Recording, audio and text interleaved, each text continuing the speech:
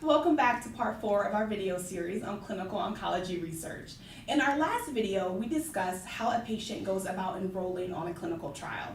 But today, I'm here with a few of my colleagues to discuss what happens after they enroll.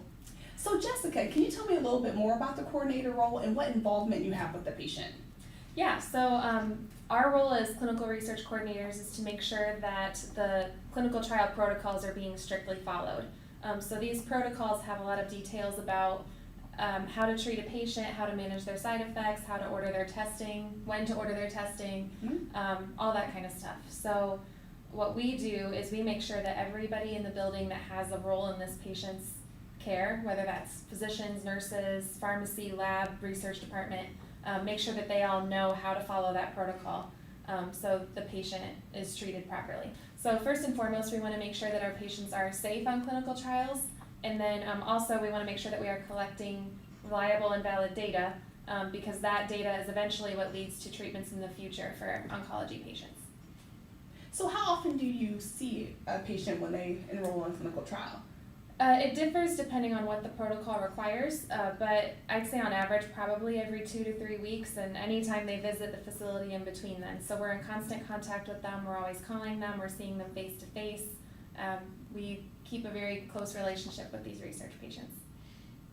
Most research studies are comparing 2 or more treatments. Can you tell me how it is determined what treatment a patient's going to get? Do they get to choose themselves?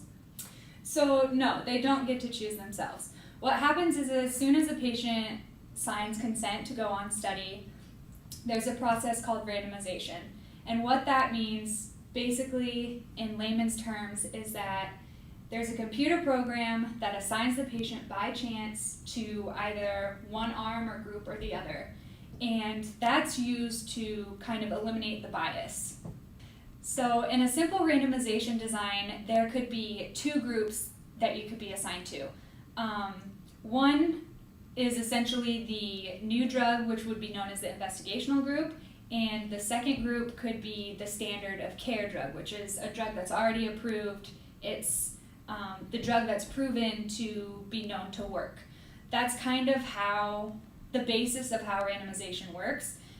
It's also important to know that the doctors as well don't get to pick the groups either. It's simply that computerized program. So once it has been determined what treatment a patient is going to get, there are some studies in which a patient may not know what treatment they're actually receiving. They may know that they're getting either one treatment, treatment A, or treatment B. Can you tell me a little bit about what this process is called and why it's important in research? Depending on what clinical trial the patient participates in, the patient may either be aware of what treatment they are assigned to, or they may be blinded to what type of treatment they're assigned to. When a patient is blinded, that means that they are not aware if they are getting the investigational drug or the standard of care drug. The purpose of blinding is to remove the bias from both the physician and the patient. It makes the data we collect much more honest. So when we blind a physician or we blind a physician and the patient, we are getting complete, honest views of the drug and the drug's side effects. Illinois Cancer Care has enrolled over 10,000 patients on research studies.